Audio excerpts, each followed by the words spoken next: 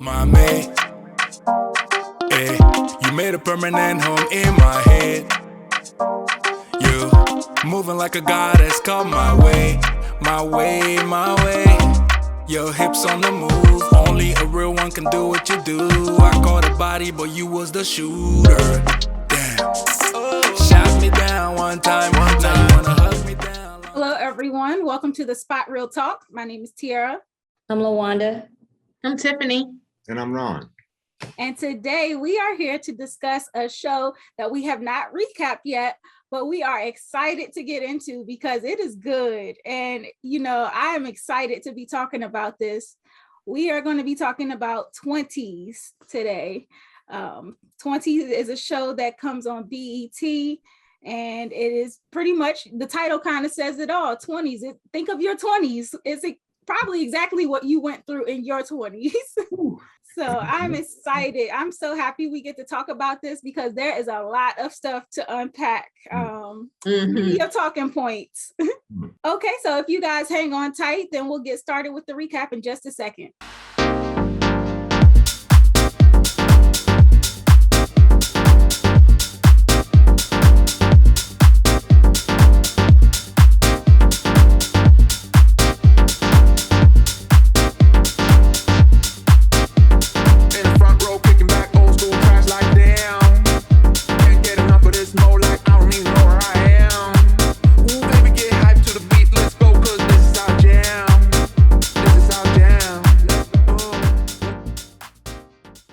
Everyone, we are back.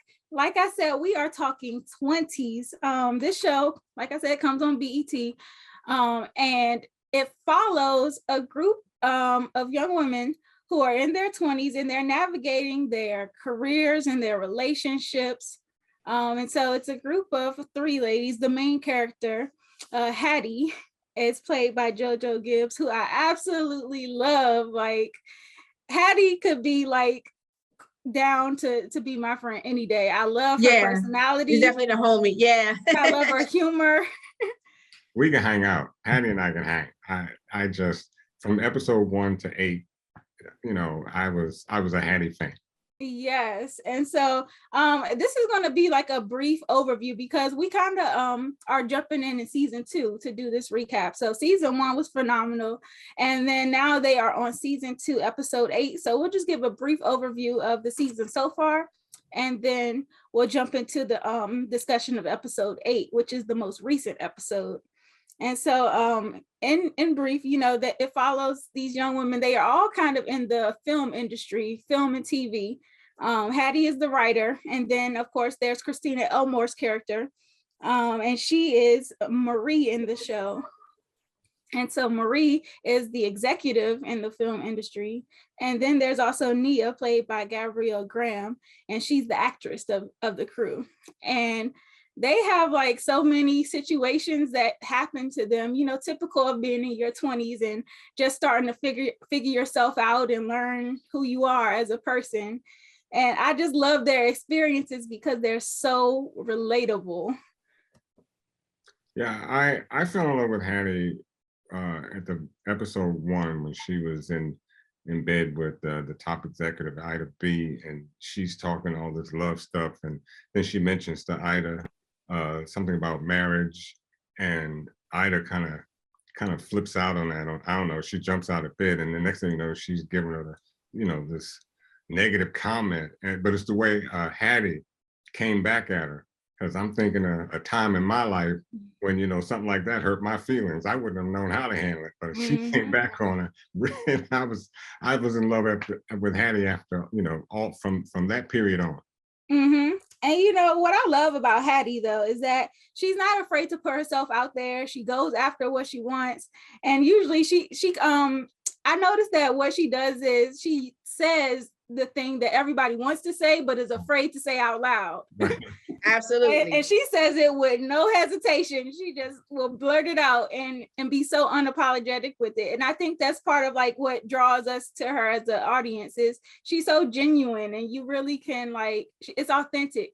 She's effortlessly funny. And so I was going to say the exact same thing, effortlessly funny, because she could be real deadpan. when Yes, she delivers lines and stuff, and it's hilarious. it really is. And so like where we're picking up with Hattie this season, we know that last season she was doing the biggest thing that I'm against is dating and mixing business and pleasure. You know, dating the boss is like, don't go there. And so, you know, last season she had gotten fired, and now she her boss played Ida B.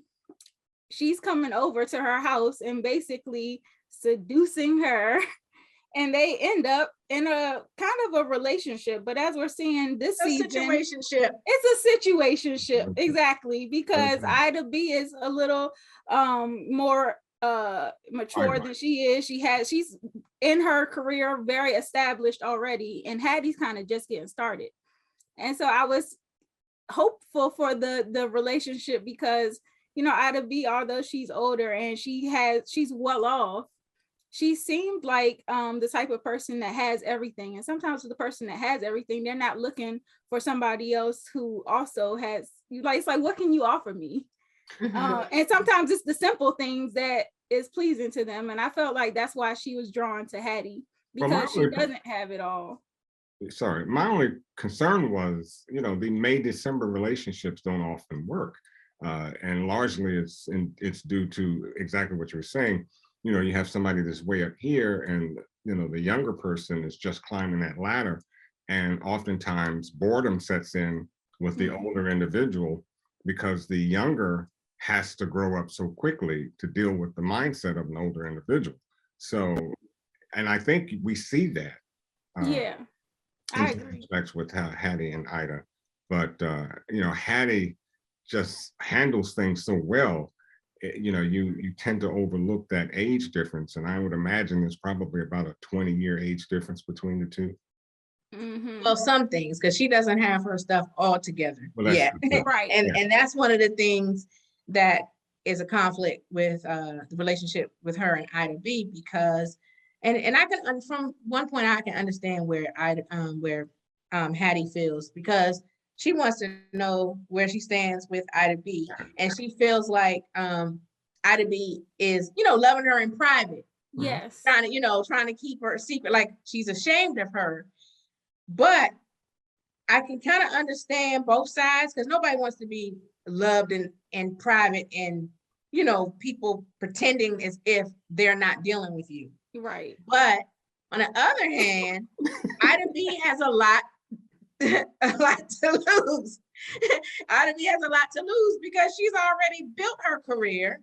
She has this image, she has this, you know, huge corporate career and everything. So, you know, she has to tread lightly. So I can kind of see both sides of it. Like I felt for Hattie because it doesn't feel good to be. Yeah. And it's like the other part to it is it's not that she's dating her subordinate. It's also, I think that being in the limelight, I don't think, from what I've seen from the show so far, I don't think Ida B has been with a woman before. And so that's the other aspect of it. Exactly. That's what I said. It's a lot to lose. It's like, not only is Hattie her subordinate, she's living as a straight woman. Yeah. And that's what I say. I don't know if she's bi. I don't know, you know, what her status is, if she's in the closet and stuff. And so it seems like she wants to, you know, have a closeted relationship with Hattie, and then, you know, project the image of a straight woman in public. So, well, Bill Withers has a song, "If it feels this good to be used, you can use me until you use me up." Okay. That's how well, Ron, it's funny you said that, because it seemed like that was initially Hattie's approach. She was like, you know, let's just do this thing. And then, like, as her feelings started getting involved, she kind of wasn't okay with being in the dark anymore, and kind of, you know, just only being in private. Right. Exactly. And I can understand that. Yeah. I mean, you know, she could, I would venture to say that at some point, Ida would have gotten used to her enough to want to bring her out. But I think she was struggling with, as you all said, so many things, she being where she is in the industry. Yeah. And also, you know, people kind of look down on you when you're dating someone so much younger than you. You know, you hear the little cuts and the little snide remarks. And I can see Ida being a very private person. You know, she didn't want to be involved with all that. But on the token, though, if it's that good and you getting what you want. One of the things I think I like about Hattie is her ability to be honest and her ability to really stand her ground about what she wants. Well, whether it's career with her friendship, she seems to be the one character who is completely transparent and out in the open. You know, you were talking about how she says exactly what she's thinking or what she feels, but what's interesting is even in that dynamic where you would think that she would have been the one that was the subordinate, she wasn't. You know what I mean? It wasn't like she was going to be in that situation and say, I'm just going to stay and not get what I want because this person has this power and can maybe open doors for me. It was like, either I get what I want or this is not a place where I want to be. And I think that's something that's very admirable about her character. And see it as a strength, even when she's trying to navigate her writing career and dealing with how she's very open and upfront about what she wants and what she wants to get out of any of these relationships, be it the friendship, be it her management or anything like that. I agree. Yeah, and it seems like just relationship wise, like we seen last season, she was struggling with the ex that she wanted to run back to. And now it's kind of like she was tussling with that same thing with Ida B. Like once she kind of realized that she wasn't willing to put up with that type of relationship, she broke it off, but it seemed like she was kind of hesitant to break it off. And so that's where Adina came in. And I really like Adina's character because she adds so much value to Hattie and helping her grow. And so I really like the dynamic there because we seen last season, she friend zoned her. And I'm still concerned for Adina. I am. I like Adina and I like her character and everything, but I'm concerned because I feel like as hard as Hattie may be trying to be into her and she likes her, I think she's a rebound. I think she's a rebound, or I don't think she's ready to commit to her the way Adina wants. Because I can already see it, like the situation with the Ida B. Yes. And then, you know, when we get to episode 8, once we get into that, we'll talk about that more. It's another thing that I see brewing. Well, you can start throwing it out there because it's all going to tie into it eventually. But before you do, I want to say that Adina, as you said, I think Adina fits her needs, the things that she really needs, but she doesn't have that deeper sexual feeling for Adina that she has for Ida. Ida B was like a lusty situation. I was lust. I mean, that was, ain't nothing wrong with lust now, if you know where to put it. But, you know, it's just that with Adina brings so much structure to her. And I'm not sure. In depth. I mean, well, depth and structure. She holds her accountable. She basically holds her out and holds her accountable. But is Hattie ready for that? And I think the thing that she helped Hattie with, she invited her to her writing group. Right. That writing group was pivotal. Right. It helped Hattie tighten up her skills. And then she told her, like, hey, you still need some work. Even since Hattie was trying to put herself out there for an agent and everything.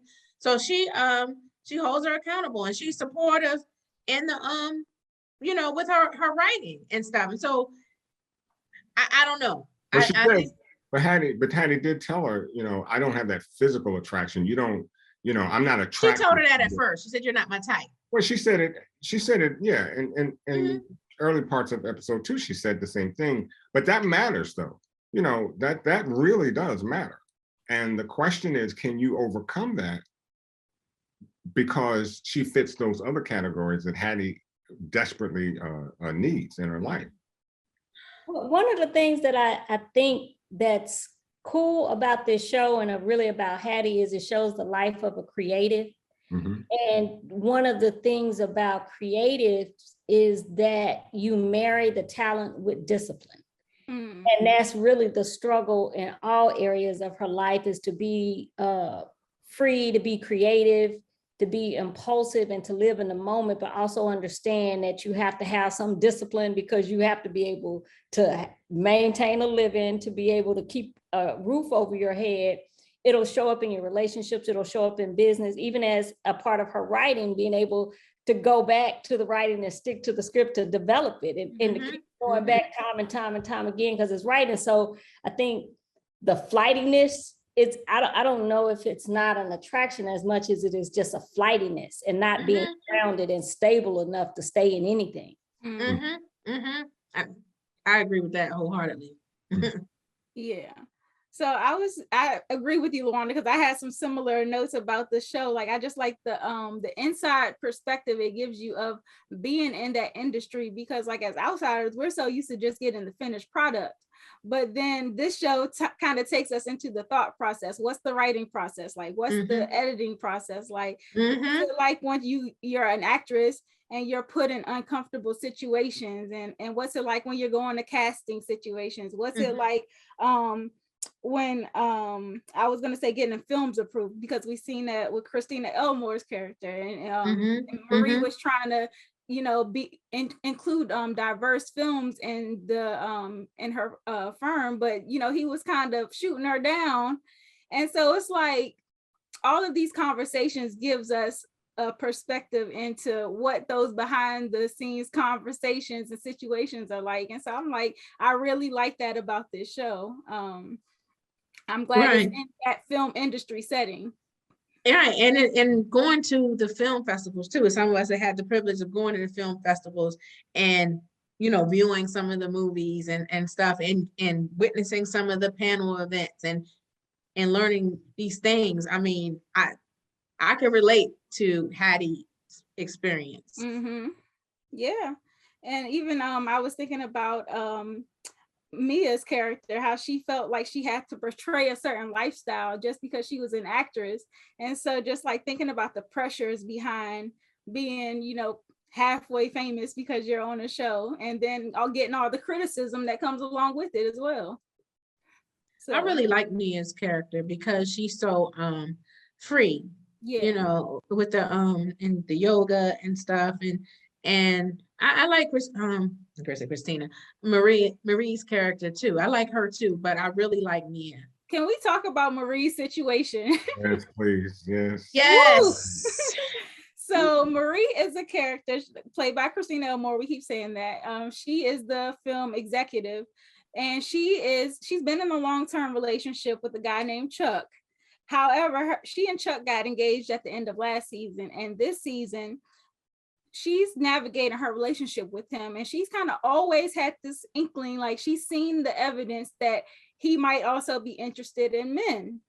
And so she's been very skeptical and hesitant to move forward with the marriage. He's like over the moon trying to plan their wedding, and usually it's the other way around. Usually the woman is like so excited and ready to get pregnant, and she's hesitant to even set a date because she has some feelings that he could possibly be gay or bisexual or something like that. And so we see that he has this best friend, and we find out that they had a situation, in the past. And then they kissed again this season. So I was like, his feelings aren't gone towards the opposite, the same sex. Sorry. Girl, they're not getting married. Stephanie, I'm with you. They're not getting married. But it's funny. I saw that reaction Chuck had when he saw, I believe the friend's name is Chance. Chance. When Chance started, flirting with Nina, you saw that Nia. With Nia, you saw that real quick facial reaction. He was jealous. Yeah, he was jealous. And both of them are just putting on a front. Yeah, but I think Nia. Nia. Sorry, Nia. These names. I think Maria is. I think she's Marie to get married. Marie. Golly, did I say Maria? Okay, I'm Spanish now. So I'm thinking Marie wants to get married. I think finding out about Chuck she's a people pleaser too. Yeah, they're in it for the image. They keep talking about how good the wedding's going to look and how people are going to talk about it. They're really trying to do it to showboat and all that. I don't know if she really wants the marriage, because you can see her fantasizing about other men. But remember, when she talked to Chuck's mom, you know, she was asking, you know, how do you make a marriage work? And her mom gave her some real good advice. And that's actually Chuck's mom. Yeah, no, that's what she's talking to. Right. She was talking to Chuck's mom. Chuck's mom gave her some real decent advice. Vanessa Williams, I love her. So, you know, and I saw her kind of sinking into it. So I think she wants the steadiness of what she and Chuck can build. And now that she knows about Chuck's thing, you know, she's got a little devil in her too. Yes, that's an out. That's an out, because she clearly was not sexually fulfilled by Chuck. Right. We saw that. Yeah, we saw that. When they had the scene. Yeah. And she was fantasizing about Quintrell. Yeah. And stuff. Sex with Chuck was whack. And they're not sexually compatible. And I think that, you know, him letting her know that he was bisexual opened the door for her to explore too. Right, and she had wanted that all along. Exactly. But she asked. And what I was going to add and say about their situation is, I don't know that, I think she cares about Chuck, and I think that's why they're hesitant to let each other go, because they both really do, at the core of it, love each other. I think they do love each other. But I also think it's a good business arrangement too, because they were talking about the checklist, right? Yeah. And I think it could be one of those things to where if you're trying to build a life and build a career, this is a situation at work, because they complement each other in so many other areas. They do. It's a love relationship and a romantic relationship, it's not going to work. So they will probably have to come, if they decide to get married, they'd have to come to some kind of agreement. Yeah, it would be a marriage out of convenience, but I agree with you. And I see the business acumen between the two. And I think that would be a great fit for them. And that's why I think the marriage could work, as long as they understand. The hopeless romantic in me does not like that arrangement, because I need the passion too. I want it all. I want and they don't really have the business much acumen passion. and the passion. I agree. They don't have a lot of passion between them. And the other part too is, I was thinking about Marie and Chuck. It seems like they might be open to having an open marriage. Like if that's what they're going to do going forward, then it will probably be an open marriage situation where they're free to play around, maybe just as long as there's transparency involved. And I think that works for us. But I don't think that works, because at the core of it, I don't think Marie wants that long term. She doesn't want that. I think she wants monogamy. I think she does too. And I think she wants the things that come with it. I think she wants passion in the marriage, wants them to be on the same page. And, you know, ironically, she seems to have that with the boss. Well, that's right. What her boss. You can't say that she doesn't want it, because of the fact that she's got Cottrell on the mind, and now she's got Zach. You know, she's up. I mean, like, I'm like, what's up with this show and sleeping with the bosses? I mean, come on. You know, I think she can hang pretty well in a loveless marriage in that regard, as long as that marriage is fitting some other needs. And to me, the two of them have that business minded, that business structure. After a while, she's not going to be able to handle the fact that But and then the fact that they are also in the but I like she's in the film industry, and I was about to say that industry is tainted by the thought that women slept their way to the top. But also the reality of it all, and it is real. I know a couple that swings, and they seem to have a great time at it. You know, so I think it largely just depends, as you said earlier, it just largely depends on the communication and whether or not, you know, those two things can fit in their relationship. You notice after she slept with her boss, though, when she came back home from the trip, she was like almost disgusted. Like she was like, let me just go hop in the shower. Like she was so awkward with Chuck. She didn't know what to say to him. And then she was guilty too. But she was cold to the boss when he came in. Yeah, she was. And it's kind of like she was almost disgusted with herself, or like she was like, what happened here? I think she realized that she slept with her boss. I mean, that just exactly. I think it's going to work. And she's still living with a man. I think her whole guilt, I think she was trying to project an image like she did not care to the boss, because he knows she's engaged to somebody else. And then she had to go home to her fiance or her man, if that's still her fiance. And so I think that was guilt. It was, but I think too, I mean, the whole time she kept him at arm's length. Every time he tried to move in an inch, she would keep him at arm's length. And it was just that thought. She had the thought in her room. Their rooms were adjoined. He's thinking, she opens the door. There he is, chest out, and they get blasted. I mean the attraction was there. They had the attraction was there. It had been building between them two. I was just like, they had. Oh, Ben ain't coming on a trip. He's there. They're away. I was like, uh-oh.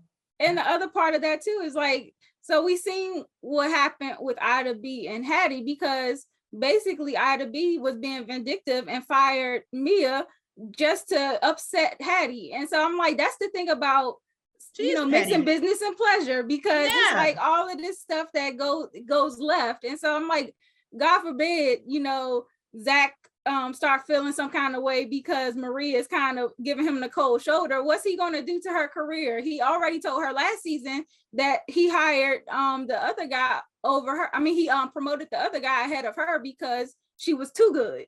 And so it's like, what kind of other vindictive things could he do now that he has something to hold over her head? But the reality, I think he's feeling her, because he even was trying to feel her out when she talked about the business deal with Quintrell, and he was like, "Oh, he's handsome." I was like, "Oh, look at him, jealous."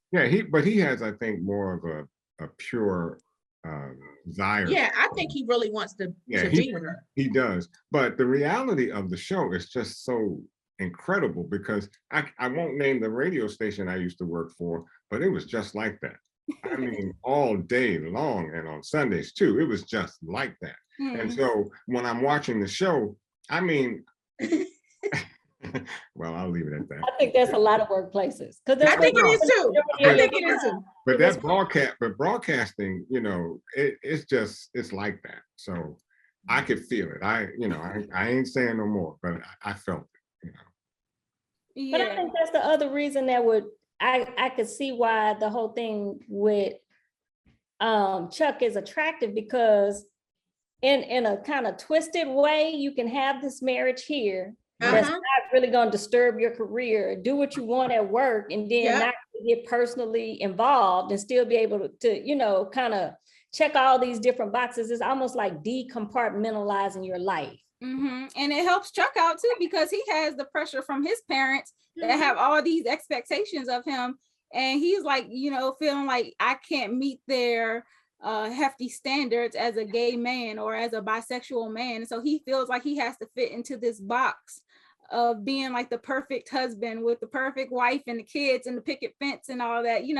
so it's like it works really well for both of them if they can stay on the same page and figure out the details surrounding their arrangement. And that's a good point. Here's the thing, though, I just that page though, because he got a little loose going to that bar, and I'm thinking, okay. And then they playing basketball. I'm just saying, all it takes is somebody to see them out. And she works in the industry. And but they in LA, paparazzi, whatever. That's all they need. And it looks like Chuck's parents seem like they are pretty well to do, and shout out to Rick Fox, established and all of that. And I can see their reputation being tainted if that got out. So even if they did decide to still get married and have an open marriage and stuff, they would have to tread carefully with how they deal with the others. So I think that they are better off as friends. Because they're cool. They could be best friends. I think that's where they should keep it. I don't think they should go into this marriage like this. Well, I agree. I think so too, but because they'll realize there are no secrets. Particularly in Hollywood, there are no secrets. Exactly. Knows something. And then it's like the fact that everybody kind of knows everybody, because even in the situation with Mia, she's dating Ben, who is Ben is trying Marie's to pursue co-worker, her. And she's trying to date Ben. Ben had a woman. Well, right. Lauren. Yeah. Ben is a hot mess. I don't know why he's just stringing Lauren along. Why won't he? I mean, he finally did it. But he was just stringing her along for a long time. He was. And I wasn't feeling that about Ben. Lauren should have picked that signal up. And she did, really. She did. But the point is, she should have done something about that, because she knew Ben Ben wasn't into her like that. I mean, I don't know what happened, but you know, he just wasn't feeling her anymore, and she wanted to ride as long as she could. You know, but I do like you know, Big Sean's character. Tristan. I like Tristan. I like Tristan for Mia because he just seems like if Big Sean was to play a character, this is exactly who I would expect him to be, because it seems like they're almost the same on and off screen. I know Big Sean was into like his, you know, mental health and, you know, having kind of that Zen lifestyle, and he did that in real life where he was on hiatus taking care of himself. And so I was like, you know, as a character on the show, this is kind of like perfect for him, and he's so cute and charming. He has like a beautiful smile, and him and Mia just make such a beautiful couple. I liked her with him. I want her with him. The only thing that he said that that worried me was when they went on their walk, and she said, "Is it always gonna be like this, that you check out for like weeks at a time and stuff?" And I'm not trying to say be clingy or anything like that, and he shouldn't check in or have downtime. But I'm like, you want to date somebody who's just up, goes MIA for weeks at a time? Red flag. Yeah, I was like, it seems like they had developed some relationship early on, and that was the problem.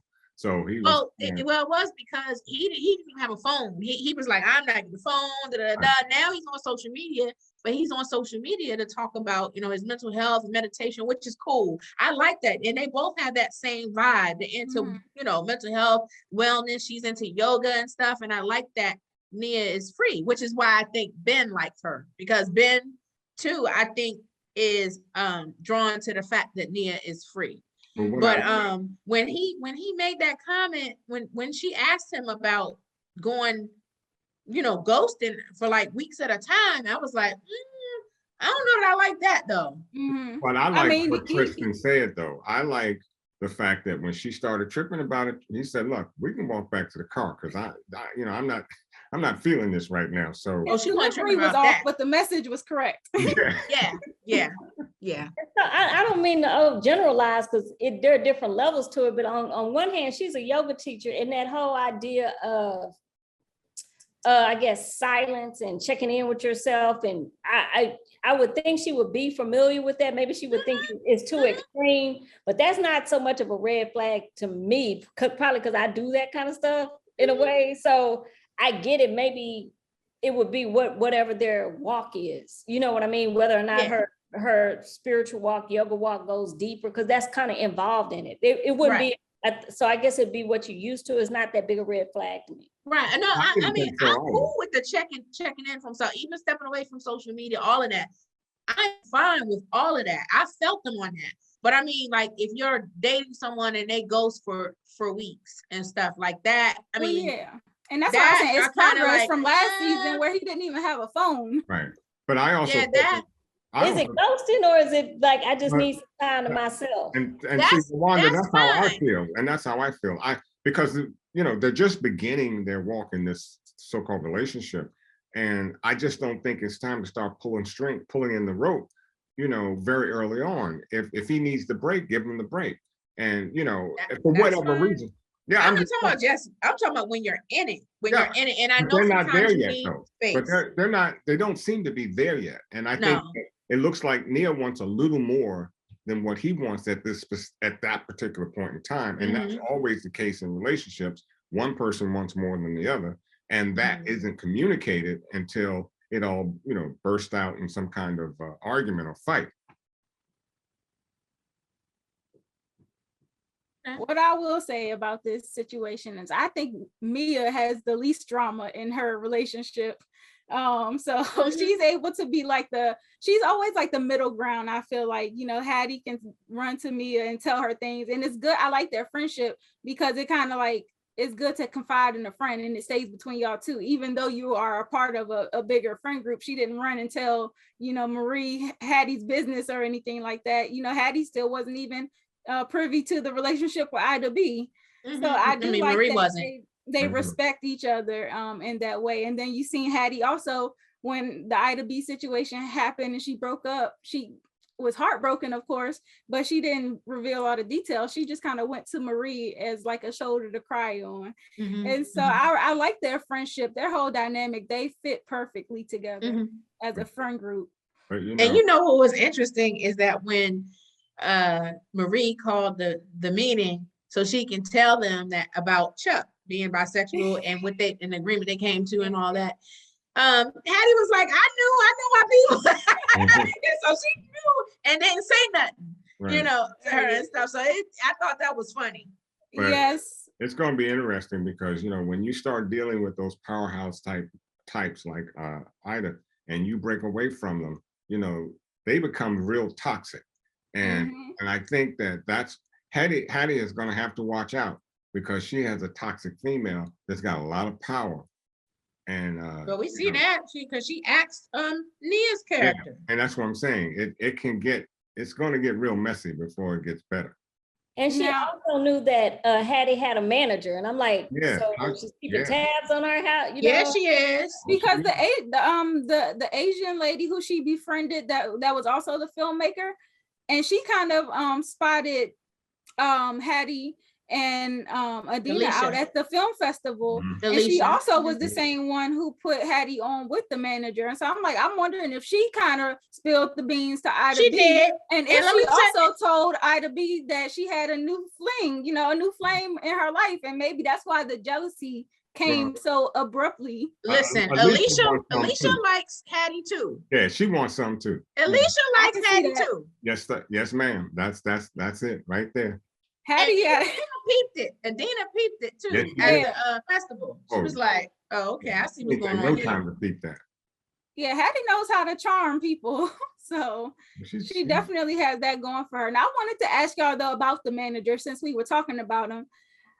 I know that it's kind of like a mutually beneficial relationship where he needs a Black writer on his team, and Hattie doesn't have any other managers, you know, asking her for partnerships and deals or anything like that. So I was gonna ask y'all, how do y'all feel about him? Because I feel like this is gonna be a decision for Hattie.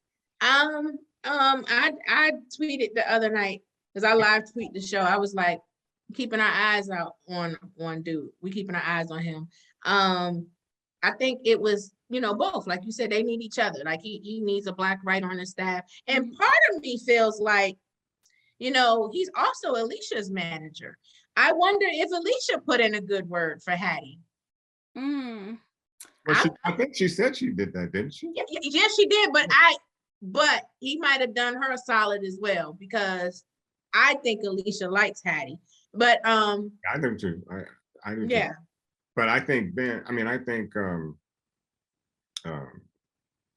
manager, you know, Zach, I think it's okay to want to hire a Black woman to have a little diversity in your writers group and to have that understanding. I don't have a problem with that.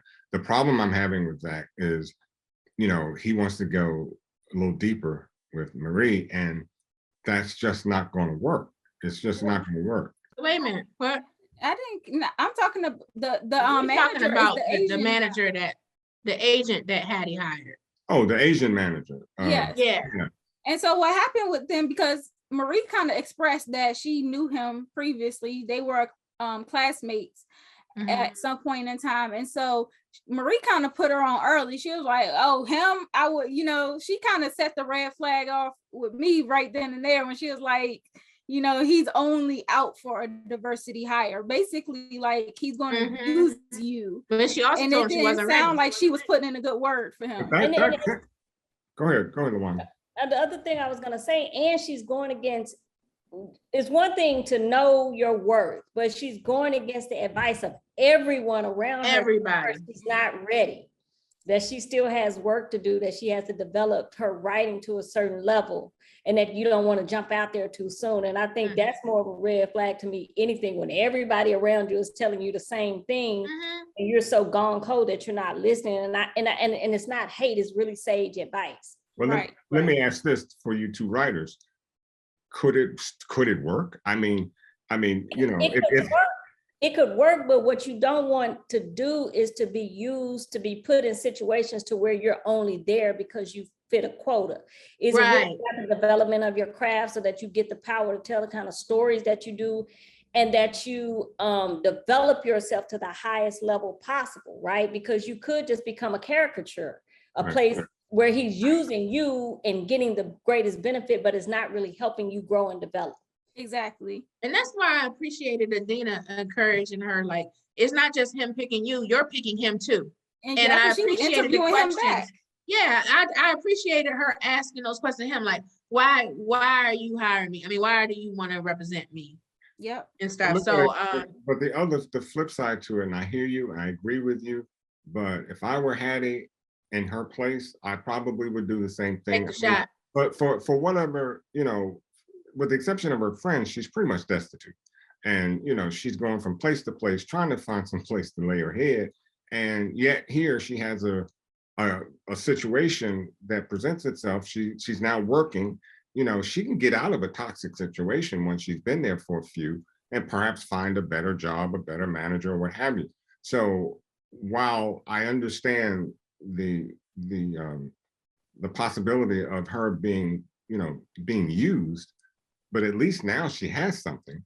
And maybe she's gonna work for her. Is he gonna work for her? Is he really gonna be able to get her what she wants, whether that's get her a script sold, whether or not it's get her a writing job somewhere? That's the other part. Is he really gonna be able to open doors for her? Right. She still needs to work on herself. You know, she still needs to take care and to get her writing sharp as it can be. She still needs to do the things she has to do.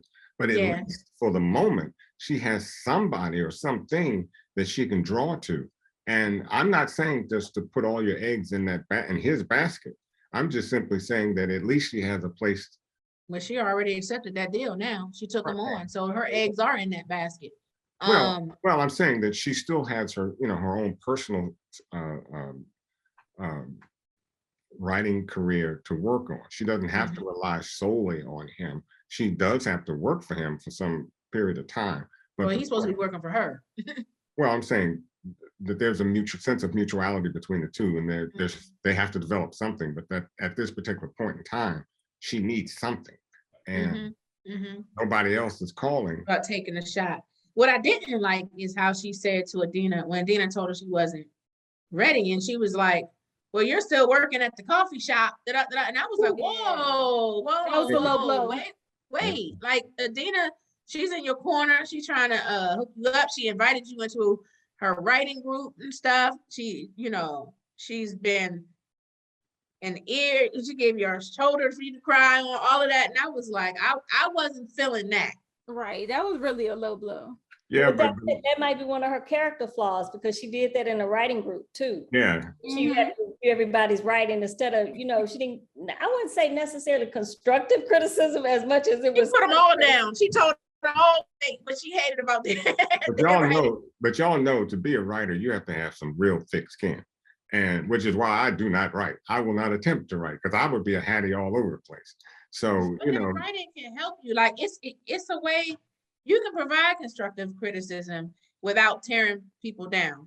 You're supposed to be elevating that person's writing by giving them that feedback, not tearing them down. I'll write you a 30-second commercial. That's about as long as I'm gonna go. Yeah, so I'm trying to think of where it's going to go from here, because it's only 2 episodes left in this season too. And so I'm thinking like, okay, where we're going to end up by the end of this. And it seems like, you know, I'm really thinking as far as Marie and Chuck go, I think that they're going to probably get to a crossroads where they are just friends, or, you know, split and take a break or something like that. I think Marie is definitely going to end up sleeping with Quintrell or Zach. Quintrell. You think she's gonna be in a relationship with I think she likes him too. Like they have chemistry. They do have chemistry. And I think she's curious, you know. She's already been fantasizing about him, so I think that she's gonna fall into that trap. And then where Ida B and Hattie are concerned, I think Ida B is going to try to sabotage Hattie's relationship with. Well, she doesn't even have to do that, because Hattie's going to do that herself. Because you see, she was up late texting with Alicia and stuff. And those little innuendos in the text, I was like, and she looked over at Adina, who was sleeping in her bed. I was like, yeah, this relationship isn't gonna last either. That's because Hattie is not gonna be faithful to her. But, I know, and it's so sad too, because Adina kind of told her straight up when Hattie first asked her out on a date. She was like, I am not your plaything. You don't just pick me up and put me down when you want to. You know, I'm not the rebound chick. And Hattie heard what she said and agreed that that wasn't going to be the situation. So if it ends up being that, Adina's going to be pissed. Trying. I think she's trying. I don't think it's out of malice. I think she likes Adina. I think she feels gratitude towards her too, for, you know, for being in her corner the way she has and everything. And Adina is, you know, she's dope. But I think it's something. It's not enough. Hattie, you know, Hattie it's not enough. Hattie is too free spirited, and I think with Adina, she's just in a safe place with Adina, which is what she needs to be right now. I think Adina's very structured too. She likes organization. She likes structure. She likes plans. And I think Hattie is not that. Right. So when they went to that festival and that the accommodations were jacked up, I screamed. When she picked up the bag, I was like, hold up, let's get the bag. Make sure there's no roaches in it. Now for Chuck, and here's my prediction. I think Chuck is going to realize his true sexuality. I think he's going to live his life as a gay man. I think he's going to take a stand. And I think that the reason the marriage between he and Marie wouldn't work is because he's going to come to that realization that he's more gay than he is bisexual, and that's going to break up that relationship. Yeah, and he's going to live his truth. And I think, you know, Marie's already saying, you know, they might not get married. No reason to get married. So she probably going to end up maybe playing the field. She probably see what's up with Quintrell. You know, that's dicey though, because they're trying to get him to buy a movie from the, you know, the studio, and Zach is her boss and stuff, and they have feelings for each other. So that's going to be complicated. Like, yes, you know, to be honest, I don't think Cottrell is really into her as much as she could be into him. I think it's just another pickup for Cottrell. Well, I mean, I don't know that she's into him, like wanting to date him. I mean, I think she might just want to see. I think she might just want to see what's up with him. I don't know. Women aren't like that most times. When y'all get in. Listen. She is not. When women are not, Chuck is not putting it down. This is what I'm saying. Chuck is not. So if she's not being served and satisfied, and he looks like he can put it down, she's gonna see what's up with him. That doesn't mean she wants to marry him. If he can put that whipping on her, it's going to change her whole mentality about control. And whereas, look, I don't know. Sometimes, Ron, I told you this before in another show, that sometimes with women, I know most of us want, you know, monogamous relationships, all of that. But sometimes we just want to get our back broke. And I think with Quintrell, I think that's what she wants. But she get that back broke, the mind is going to go with it. I'm trying to tell you. For a while. I mean, so it could just be, I mean, there's some people that's, you know, Mr. Right, and it's Mr. Right now. Right. And Quintrell could be Mr. Right now for her. I wish I could sing. I got a song right now. Keep on. What's the song? What's the song? You know, never mind. Because y'all gonna make me try to break it out. I'm just being real. I think of the two, like with Zach, I think she's not only attracted to him, I think she likes him too, the boss. Mm-hmm. I think there's feelings involved with Zach. With Quintrell, I think that she's curious. It's physical. Yeah. Ain't nothing wrong with it. It's just that you got to be careful how you run the track. I agree. She got to tread lightly because it's gonna be a love triangle soon. Yeah, it is. It's gonna be interesting to see what Nia does with between Ben and Tristan though, because at first I did not like Ben. I'm not feeling Ben. I thought that he was trying to get with her too about like what the girlfriend said because she was a sister at first. Then I was like, okay, he's attracted to Nia because of her because she's free.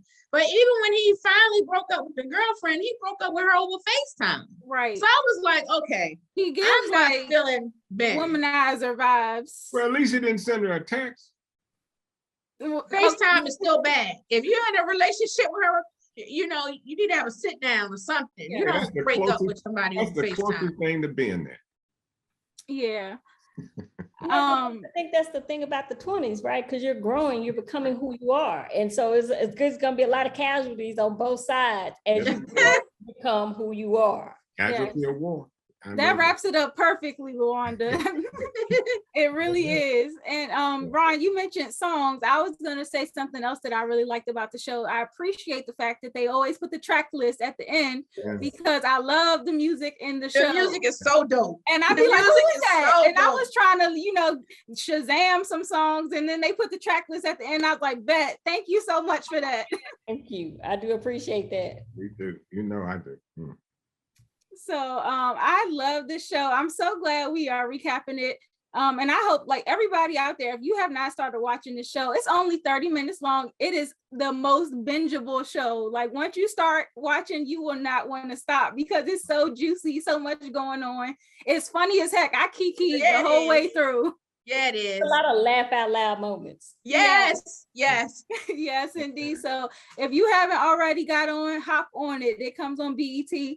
At 10 p.m. on Wednesday nights. So make sure you are tuned in. 2 episodes left for this season. And I hope to hear that they are renewed for a 3rd season too, because I'm invested. Too. I am invested. Yeah, I am too. Hats off to Lena Waithe. You did a fantabulous job as executive producer. And I'm going to tell you, just keep it up because I can't wait for season 3. Yes. Yeah, yes. And I think JoJo Gibbs gets a lot of credit for carrying. That was great saying. Shout out to JoJo. Definitely. JoJo is the bomb. Yeah, she definitely carried the show. Yes. So I want to say thank you to everyone for watching. Please drop down in the comment section and let us know if you watch 20s. And if you don't, like I said, make sure you hop on it ASAP. But let us know what you thought about the most recent episode. Give us your predictions for the where we'll end up by the end of the season. And we'll respond back to you and interact in the comment section. Also, make sure that you subscribe to our channel, like this video, and give us a thumbs up, and click the notification bell. Make sure you click that bell so that you get alerted every time we post. Also, we are on Instagram, Twitter, Facebook, and TikTok, so follow us there. And we'll be coming back, next week to give you the episode 9 recap of 20s. And we're also doing our other shows. We have Insecure, and we are also doing what's the other one? Power Book 2. Power Book 2. There we go. Got so many things juggling. So I'm glad to add this to the lineup.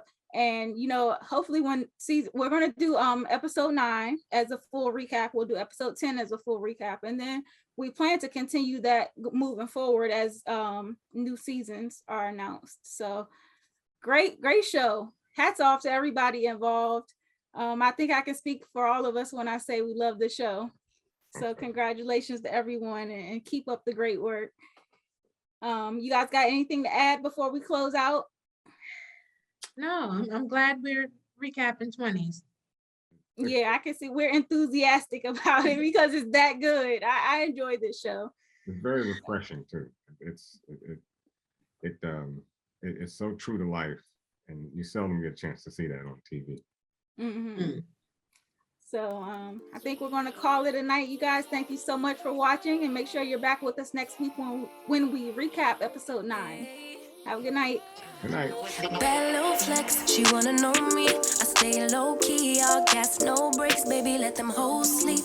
Body on 10, make your girl OD. I get in my way, never out of my lane. Feel like you the one and I'm on one. So what it's gonna be? Baby, squad.